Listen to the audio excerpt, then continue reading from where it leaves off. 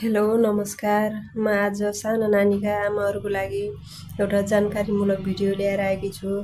कस्तो लाग्छ भिडियो हजुरलाई लाइक, कमेन्ट, सेयर मेरो युट्युब च्यानललाई सब्स्क्राइब पनि गरिदिनु होला भन्न चाहन्छु। हामी आमाहरूले अल्छी गरेर बच्चाबच्चीहरूलाई स्कुल जाँदा अथवा घरमै हुँदा पनि पैसा दिएर नास्ता खाऊ भनेर धेरै आमाहरूले त्यस्तो भनेको मैले देखेकी छु। हामीले यो गल्ती गर्नु हुँदैन। हामीले बच्चाबच्चीलाई पैसा दिन्छौँ, उनीहरू गएर पसलमा ड्राई फ्रुटहरू किनेर खान्छन्। ड्राई फ्रुटले बच्चाको मानसिक र शारीरिक स्वास्थ्यमा धेरै असर पुर्याउँछ।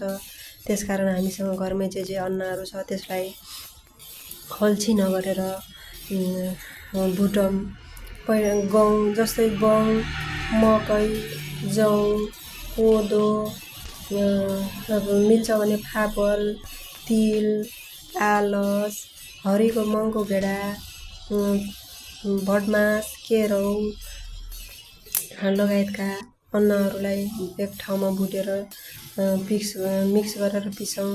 त्यसपछि यसलाई हामीले सखर अथवा भेली मह जेमा हुन्छ मिक्स गरेर खाना दिन सक्छौँ। अनि कहिलेकाहीँ यो खाना दिउँ, कहिलेकाहीँ रोटी मह घिउ लगाएर खाना दिउँ, कहिलेकाहीँ भातहरू फ्राई गरेर खाना दिउँ। यसरी बच्चाको स्वास्थ्यमा विभिन्न रोगहरूबाट लाग्नबाट हामी यसरी बचाउन सक्छौँ। आमाहरूले नै हो बच्चाको स्वास्थ्यको लागि ख्याल गर्ने।